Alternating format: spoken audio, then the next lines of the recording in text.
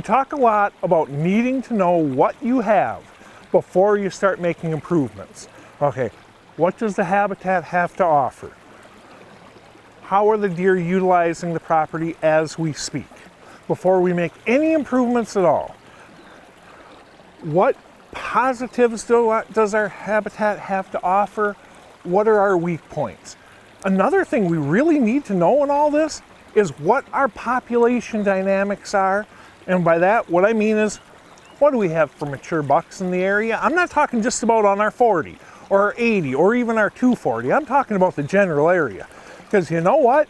We may not have that mature buck on our property, but if he's across the road, you know what? We'll probably be hunting him this fall. If he's a half mile in that direction, we very well may be hunting him this fall.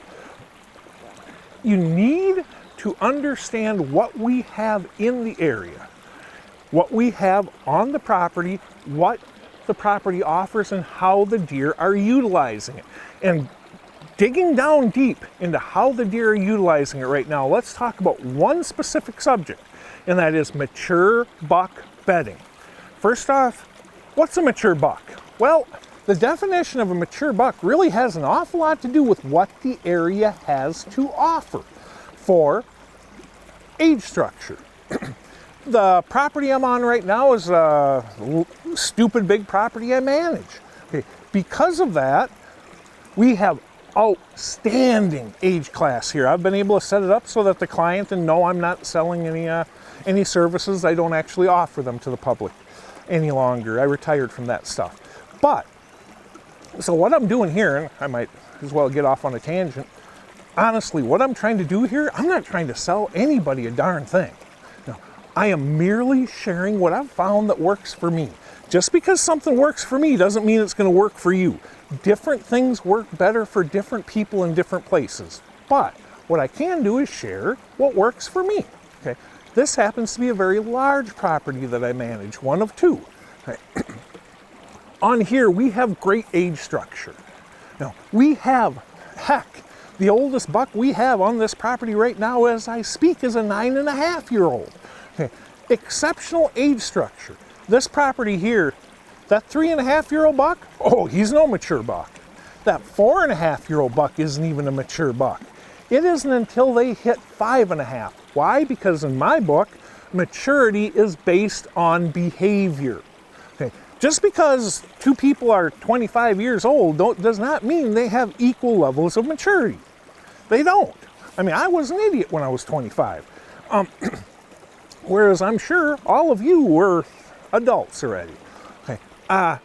When you are in a situation where the habitat, the ground is just pummeled, pounded, and you know what? There's one 3.5-year-old buck in a 5-mile radius from where I'm standing. When that's the case, that 3.5-year-old buck is mature because he acts like it.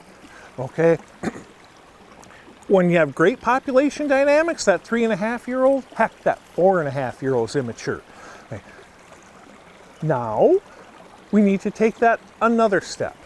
Do we have, by that definition, mature buck bedding on our property? Does, fawns, and young bucks, they tend to be much, much sloppier when it comes to their bedding. They have a high tendency to bed near their food, as close to their food as they'll feel safe.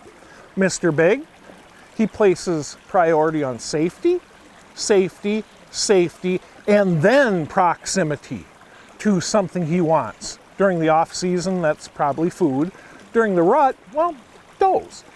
Mr. Big is the dominant buck in the area. He can go ahead and select whatever he wants and drive all the other deer off of it. Because of that, he selects the very best bedding that's out there.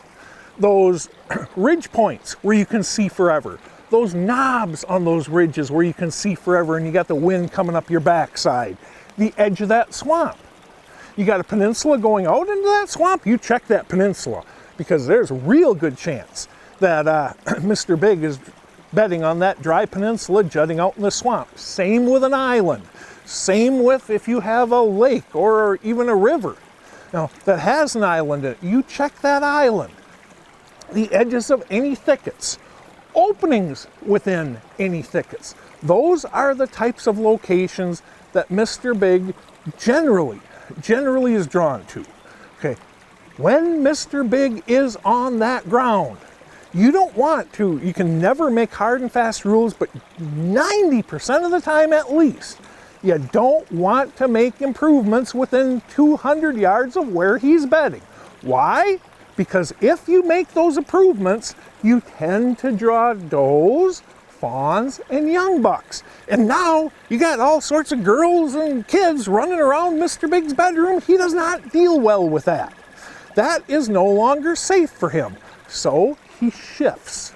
He shifts to the next, what is now the best mature buck bedding in the area.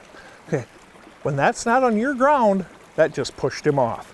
That right there is how we create doe factories. There's all sorts of properties that are going to be dominated by does naturally, okay? But when you have mature buck bedding on your property, and you go in there and you make improvements that draw those does, fawns, and young bucks into his bedroom, creating just a cluster of activity, okay, you know what? 9 times out of 10, he's going to leave. And you just took the best, one of the best things your ground has to offer, and you pushed it over to the neighbors.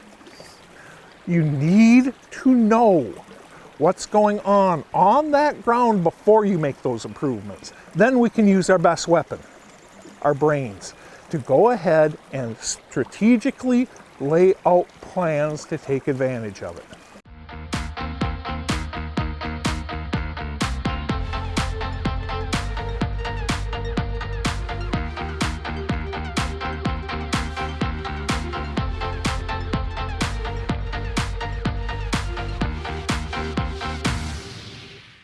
I've said it many times, but the very first thing we have to do when it comes to improving our habitat is figure out what we have first. If we don't do that, we're almost guaranteed a failure. So take a very thorough inventory, particularly paying attention to your population dynamics, your age structure, and if you have mature bucks bedding on that ground, find those spots and do everything you can to not do doe, young buck, and fawn drawing improvements to literally drive Mr. Big to the neighbors.